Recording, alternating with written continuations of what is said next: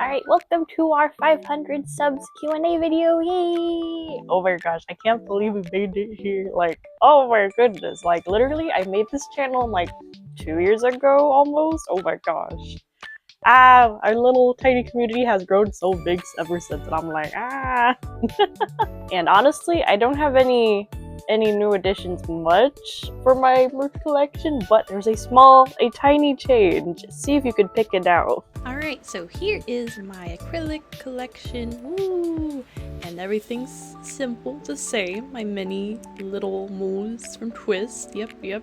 And there's Iight. I found his iPad finally. And wow, I wonder who that is. Is that Iight? Nah, it's Flynn's. But yeah, I finally have my start of my Genshin collection, yeah! And over here is my usual bookshelf. It's the same. My Iight bag, the glasses wipes I never used from Japan that I bought from that one random optometry place. My manga, the TWST Cafe merch with the little lenticular thingies, and yeah, it's pretty much all the same. Woohoo! And then over here is my very small Kingdom Hearts shrine that I'm now making because it's coming back, guys! Yeah! Oh my goodness, yay! And with that being said, we will definitely be getting more Genshin merch soon. But anyways, let's get started with the questions, yay! And also joining me today, this is Pom Pom. He is about 7 years old. But yes, this is a Muse plushie. These are the cutest like plushies ever in my opinion. They're a Japanese brand. They're just so fluffy and cute. But anyways, continuing on. So our first questions I'll be reading are from Hannah. Alrighty, let's see. She said, everywhere I go, how do you feel on the sparkling void designs? Oh gosh. If you even want to speak on a game that's confirmed to have a pro AI stance, no. Oh my gosh, missed opportunities on the designs, my opinion. Oh my gosh, yeah. Oh my goodness, I just had a discussion with my sister because we both play TWST, and dude, she's afraid this will be the game that Disney Japan is gonna try to use to replace TWST when it ends, and I'm like, ugh, I'm not too interested after seeing the concepts and after learning about their pro AI. No! No, we love our hand-drawn OG arts. Please keep TWST. Take more of our money just from the TWST fandom, please. So nah. I don't know, even after reading all the new character release stuff, nah. Alright, in the few Genshin streams you do / play in general, how far do you think you'll get up to date? Oh my gosh. Because I've been playing for almost 2 years and I'm still in Sumeru. Oh my goodness, dude. Honestly, okay, I think I said in one of the first streams, I think I'll catch up to Snudge 9 in a year. I might be clowning myself for that. But honestly, maybe a year and a half. Maybe. It depends if I get impatient and I won't do like a bunch of exploration outside of the Archon quests. Who knows? I don't know. But oh my goodness, I can't wait to catch up though. I really want to play Fontaine and not cry. Alright, moving on. If we ever get a Pixar TWST collab, which movie should we get first? Oh, okay, let's see. My favorite Pixar movie is definitely, I have to say, it's Monsters University. Which, oh wait, I just now read the rest of your question. You said I'd say Monsters Inc. and University because that's my favorite. Yeah, dude, we have the same taste. That's so funny. So yeah, I would also say Monsters University. I love that entire university feel. I loved watching that movie, and it really did remind me of my time going to university. So I'd love to see that. I think it'd be so hilarious. And I think Hoppers too would be up there. I think they're Pixar, right? But yeah, I love those two movies a lot. And the next question is, how's your reaction to the fan art of you and your OC has been, and the shop sales and reviews been making you feel? I know you get happy, and we prove that one hater that you might watch.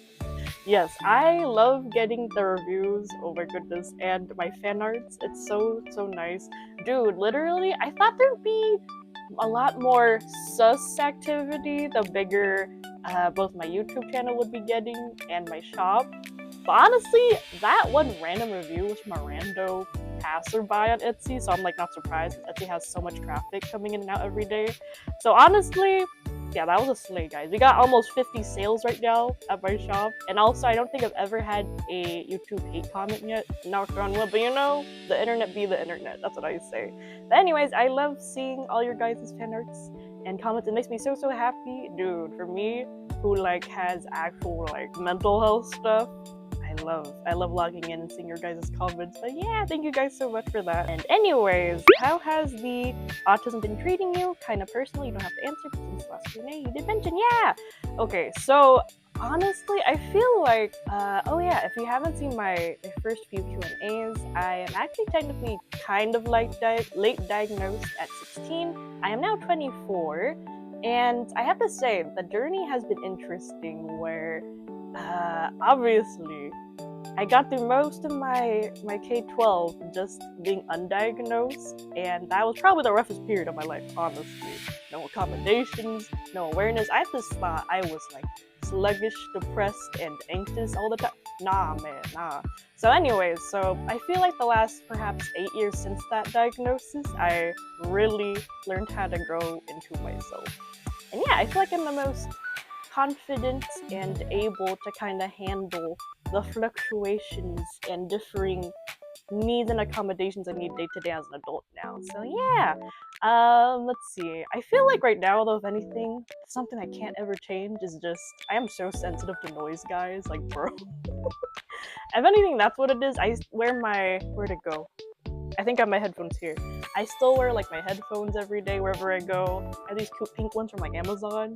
But yeah, I don't know. And on top of that, it's really just sensory stuff. I do get overwhelmed with some like executive functioning tasks, like adulting, which is fair, right? I feel like a lot of other adults just have that. I don't know, man. But yeah, anyways, it's been good. I've been learning to live with all my 10 million disabilities, and now I have ADHD. It's official, so it's a whole nother new dirty and parts I shall get used to and learning about myself about. Anyways, yeah. Next question is, how many times have you watched the TWST anime? Oh my gosh, I'm at 100 roughly, and how do we feel about season 2 coming December? Yes. Oh my gosh, I'm pretty sure. Oh my goodness, I feel like I put on the TWST anime just to listen to, like, as background noise now. So many times, maybe 50 something times? I don't know. I have not been keeping track, but who knows? I probably definitely might have watched it 100 something times on my sister's Disney account. Oh god. But yeah, thank you for your questions, Hannah. Yay, I always love responding to them. My headphones. Okay. And then moving on, we have a question from Shiny Sala. Yay! Alright, which Archon quest are you most excited about doing? Ooh, oh my goodness. Oh man. Oh my gosh. Okay, I would have to say I really love Fontaine, just because that's like the only one I know pretty much the entire plot about. But then again, I literally have no idea of all the other regions. And I think I watched half of Nodcry's Archon quest with my brother when he played. So those two regions, but then again, I'm biased. I have no idea. But yeah, so I'll tell you those two. But then again, totally biased. That is all I know so far about Genshin. Anyways, moving on. Thank you for your question, Shiny Sala. Yay! I love reading. I always love reading your YouTube user tag. This is from Rook Hunt's #1 biggest simp. Would you ever do a video on other favorite fandoms of yours, like Hip Mike? Because I'd love to hear your opinions on the boys and their songs. Yes, I would love do a video based on my favorite fandoms and Hip Mike. Yay! I'd love to do a tier list of all of them if possible. But yeah, yes, definitely. But anyways, you may have noticed that the audio is not matching the video. Unfortunately, editor Naya here jumping in, I found out now after filming that half of my footage lost audio because my mics died. Very unfortunate. And it's odd, as I never noticed that is just poor technological unluckiness, bro. Anyways, I will be doing my best to dub over what my answers were. So for hip mic, yes, we definitely need to. Dude, we need more hip mic content. So yes, I would definitely love to do a tier list ranking video of that. And yeah, there's so many other fandoms I'd love to yap about too. Oh my goodness. So yes, definitely. And move on to the next question is, I really want to start wearing kawaii/J fashion, and I was wondering if you could give a few tips on finding cute outfits and being confident in wearing a new style. Ooh, that's such a good question. So first off, it depends. If you want to do a general J fashion style, maybe lean towards the DRI subculture, depends what you would like to focus in on. But I would say, as far as acquiring pieces, it is very kind of hard to acquire if you're outside of Japan, or outside of Asia in general. So even for me personally, because I've been interested in DRI fashion for a while now, I only have one DRI top, and that is mainly because it is so hard to acquire a whole wardrobe at once, and very expensive, I must say. So honestly, I would say, especially knowing that you are in Europe, that I heard a lot of J fashion is mainly found and bought online via Mercari Japan, or even honestly for me, I was able to find my first DRI top on eBay actually, because a lot of fashion actually gets resold eventually if someone doesn't like the piece anymore. So I'd highly recommend actually looking for like those sort of resale sites. In addition, depending on how specific you want to be for what J fashion you may want, you could even probably honestly just thrift a few pieces maybe. For instance, I heard that you may have a girly, perhaps coquette-ish blouse, but some people are able to accessorize that and then turn that into a J fashion look. So that is what I have for now. I hope this helped a little bit, and otherwise I'd highly suggest perhaps looking at some J fashion influencers, look up some of the subcultures. I think a good sort of resource that I know from Instagram is called J Fashion Europe. It is a whole organization from lovers of J fashion and several J subcultures, so I'd highly suggest checking them out. I'm going to try to link it down below for you, but yeah, I hope that helped at least a little bit. And as far as being confident in wearing a new style, honestly, I feel like wearing any sort of style that is considered atypical or outside of the conventional way of dressing, it is definitely going to invite some curious attention. And honestly, I feel like the best way is just, I don't know, I fear it's probably just me being autistic, and I'm used to just not, I don't want to say not caring for social conventions, but like being able to just like do what I usually want to do. But I would say that, however, if it is quite anxiety inducing, I think it'd be nice to at least wear headphones maybe, in the case you may have unwanted attention. But yeah, otherwise, honestly, dude, I say you do you, you got one life. That's what I tell myself a lot every day too. But yeah, anyways, good luck, and I'm so happy that you are also interested in J fashion. That's so amazing, yay! And good luck. I hope all these tips helped at least a little bit. And the next question is, do you have any advice on starting a small business? Ooh, that's such a good question. Alright, and then I'm debating on starting a pin business in the future, and I was wondering if you could give me some pointers on starting out. Yeah, of course, yes. I'm so happy that you are thinking of starting a small business. Yay, it's so cool. Alrighty, so first off, I am mainly a sticker shop owner, so I am not super familiar with the entire pin making process and the way that is in small art businesses. However, I do follow a few people on YouTube that I usually like to watch, and it might be of use to you. And the main one I watch is Mualcaina. She is also really good at giving business reviews. Her convention, she goes to the entire production process, how she does things. And yeah, as far as advice though, for general business advice, I would definitely say is to keep the startup costs as low as possible. What I mean by that is, don't go and buy a sticker label printer right away. Like, you're not even sure how well your pins or your products may sell or whatnot. So for instance, I honestly just cut and glue my shipping label. Since a shipping label printer was quite pricey to start out anyways, think about how much money you would like to allocate for your startup business cost. For me personally, because I am a trademark broke college student, as Ace Crapola has once wisely said, I wanted to start my startup costs as low as possible. So instead of being able to outsource my products overseas like many of the bigger art businesses do, and if you're not familiar, usually people will outsource out of the country, like China, for instance, for most of their products to be produced due to lower production costs, and it's way cheaper out there. I did hear though that usually people would use a website called Alibaba to produce such like niche specific types of products. But anyways, once again, I am mainly just a sticker shop owner, so most of my production partners are local. They are within the US. But anyways, I hope that helps a bit, or even start looking up artists that live around you in your country perhaps. I think that also helps a lot because they also like to help promote fellow artists that may be of use to you. But anyways, I hope that helps a lot, and good luck on your business starting out. I'd love to see your business whenever it starts up, and yeah, good luck. And alright, moving on to our next question from Bonbon. Yay, hello! I wanted to ask what made you feel inspired to post online and start your sticker shop? Ooh, this is such a good question. Oh my goodness. Well, in all honesty, when I first started out, it was back in December 2024, and honestly, it was a mix of personal and, I don't know, the situation that I ended up being after graduating that year. And at the time, it was a very big transition for me because I had just moved back from university. I had gone from a very highly socially engaging environment, and my brain was very burnt out from the rigor of university life. Dude, going to a top university, sheesh, my brain needed some time to rest. And anyway, so I had to move back home after graduating. And honestly, I feel like it's just a natural part of adulting life. If you are younger, you'll definitely feel a transition going from school to adulting life.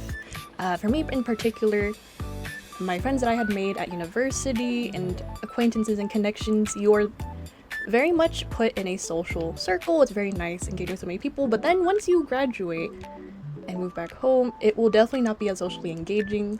Was not there for sure, because when you're in university, you're surrounded by so many people, and then either after graduation, you're either going to A, go to grad school, further education, or B, go and have your real world job and work the rest of your life essentially.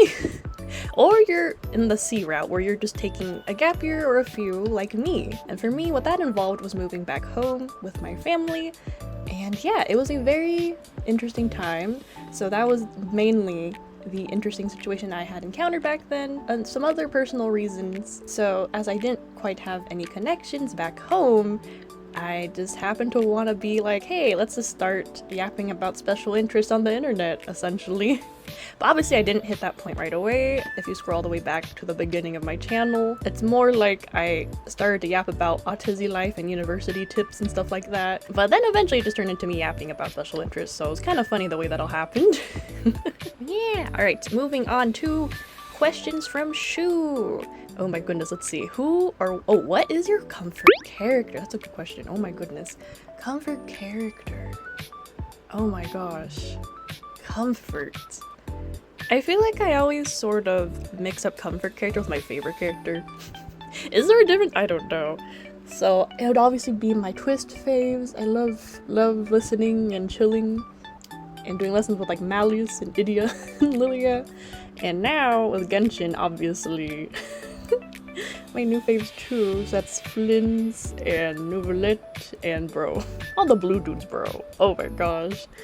But yeah, I hope that helped answer your question. Do you have a certain character in which you feel the most, how do I say, you identify with the character? Yes. Oh my gosh. I feel like my comfort / my close identification with characters is all my favorite characters, dude. I feel there's no difference. Oh my gosh. I think I might have mentioned this in my last video, but Malleus is just me, bro. He's used to having the autism, having very limited interests and social conventions, bro. It's so real.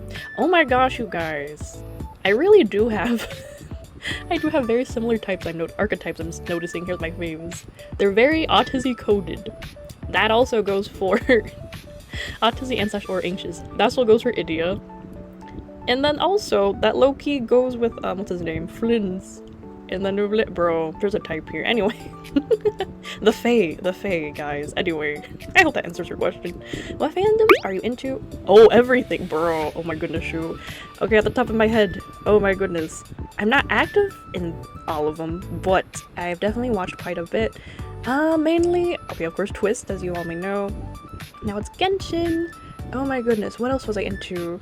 I was really into K-pop, and then technically Kingdom Hearts, but like more casually because the game is over 20 years long and it takes forever between each game. Which, by the way, I'm so happy. They're having a KH4 confirmed for next year already, yippee! There's definitely a few I'm missing out on, but my brain is out of my ADHD medication, so no. Let's see. And if not, which genre would you like to try out one day? Ooh, I have plenty of recommendations. Yes. Oh my goodness. Man, I'm just a soft person. Soft slice of life. I don't know, man. However, I do like certain games with lots of deep lore. Yeah. Well, as you guys have seen with TWST and Genshin now. Anyways, moving on. Have you read a web novel? Oh, have you ever read a web novel? If so, what's the name? If not, I have a few recommendations. Yes. Webtoons are technically web novels, correct? I've read, oh my goodness. What's it called? It's that one. Oh, it's the Ideas Gangnam Beauty one. That one is a classic one. Like, old webtoon days, dude. And then that one was just because I liked the K-pop idol that was the main lead in that K-drama. It was Cha Eun-woo anyway. And then, oh, I'm getting off track here, but I feel like for webtoons specifically, I really like the light floofy ones. I liked reading Chi-Bird, which by the way, I got to meet the artist in person at AX last year. They're so sweet. And oh my gosh, what is her name? Oh, and then My Giant Nerd Boyfriend. Yeah, so mainly it's really just webtoons, honestly. Let's see. What fandom or series or movies game have you seen but never went too deep in it? Oh my gosh, dude. I wish I was more casual whenever I get into any sort of new media like this, but no, I feel like I never got in like super casual. Wait, what? I never got on surface level. Do you want to start getting more into that fandom? Oh, yeah. Unfortunately, guys, I am definitely 100% or not 100% whenever it comes to stuff I am passionate about. So, rip. What inspired you to start drawing? Honestly, I've always liked drawing. I started when I was really little, just doodling in my little corner of my desk, stuff like that. When you're a very quiet, shy, autism student in school. So yeah, I guess you could say it's more of a culmination of just naturally gravitating to doodling and drawing. But yeah. But yeah, I hope you enjoy these answers, Shu. I tried my best. I am filming this latter Q&A answer part at 7 at night now instead of 12 midday, unfortunately, thanks to my mic dying on me. Rip. But yeah. Thanks for your question, Shu. Moving on, we have Dancer Sam Draws. Yay, Chica. Alright, do you plan to make non-baka stickers to expand your sticker or content? Honestly, I'd love to, yes. I don't know when, because I need to get settled in my school schedule now. But yes, stay tuned. I gotta eventually open up to more fandoms. I'd love to. Alright, next is Sylvia's Blessing. Yay! What was your favorite chibi end credit scene from season 1 Twist, and what scene are you most excited to see animated in season 2? Yeah! I'm really looking forward to the Spell Drive match and Overbought Leona scenes. Yes! Yes. Okay, hands down, the Lilia and Silver end credit scene from, what was the episode? Was it 6? Yeah! We love seeing Peepaw and Silver doing dress up essentially. It was so cute. And yeah, and obviously for season 2, meeting Malleus. Haha. But yeah, oh my goodness. Let's see. And then yeah, that is the last of our questions, I believe. But yay, thank you guys so much for sticking around with me. I still cannot believe to this day that we have over 500 of us in this small, teeny community. And anyways, I will definitely see you on the next stream or video. Yay! And perhaps I might do another Q&A video whenever we hit, let's say 750. I don't know. Shoot for the stars. But yeah, thank you guys, or who knows, man. If I feel like it, I'll open up another Q&A soon. But yeah, thank you guys, and bye.